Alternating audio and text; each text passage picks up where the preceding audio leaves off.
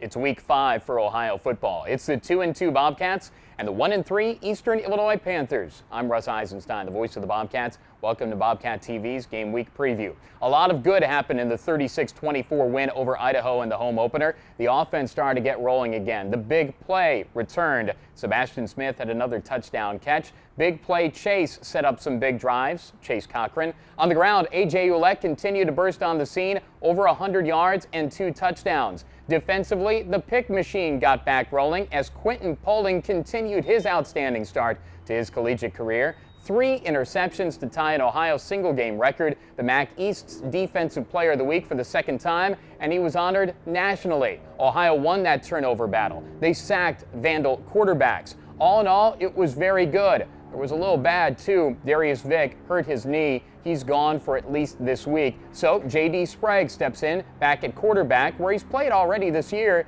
He did good work against the Vandals. That was a big part of Ohio's second win of the season. Now it's an opportunity for Ohio to go to 3-2. Ohio against FCS competition in the Frank Solich era is 8-0. And Ohio has won those games by an average score of 36-10. The Bobcats have been immune to those 1AA over 1A upsets that have been more prevalent nationally, as we've seen them more and more over the years. This year, North Dakota State did it again. They won at Iowa State, and the game wasn't even close. In the MAC, Indiana State knocked off Ball State, and Miami fell to Eastern Kentucky. Ohio hasn't had those kind of upsets for a while, but in fairness to the Gardner-Webbs and VMIs and Cal Polys, Eastern Illinois probably has the best program resume of any of the 1AA teams that Ohio has seen in the Solich era. They've had 5 FBS wins in their time, knocked off San Diego State last year in California, nearly beat Northern Illinois and DeKalb. They have 4 MAC wins to their credit. The last one was back in 2004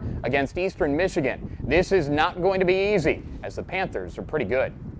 7 Ohio Valley Conference championships, titles in back-to-back years, and 15 FCS playoff appearances certainly says Eastern Illinois football is strong and has been strong for a long time.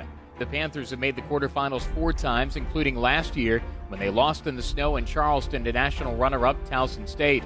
Saints head coach Sean Payton, Cowboys quarterback Tony Romo, and Patriots 2014 second-round draft pick quarterback Jimmy Garoppolo starred there. EIU has been on the national scene before, and the track record shows it will be again. Like Garoppolo, Dino Babers was able to cash in on the 2013 success by moving on to Bowling Green. So Kim Dameron is in his first year as their head coach.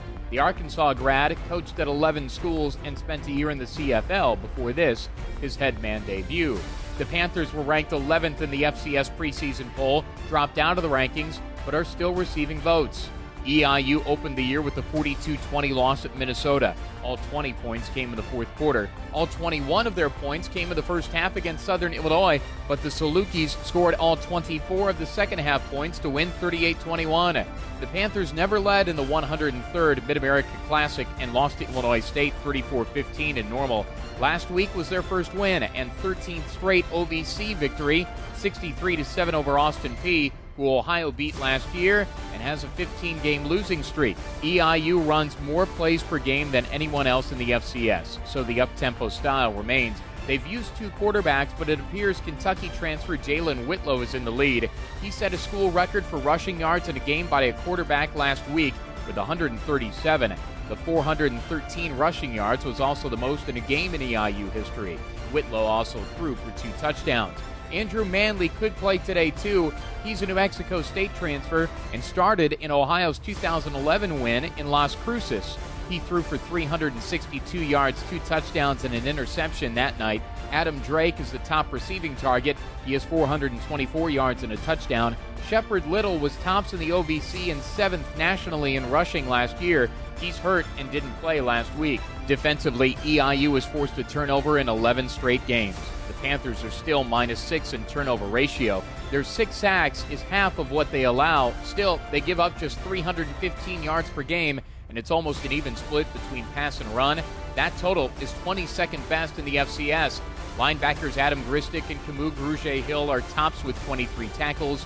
Linebacker Robert Haynes has 8 tackles for loss. If you don't believe all that, believe me. I'm an Illinois native, so I know about Eastern Illinois' program. I'm an FCS school graduate, graduating from Southern Illinois University, so I know that these schools bring it when they come into places like Ohio. They'll play hard, and Ohio's going to have to play well to win.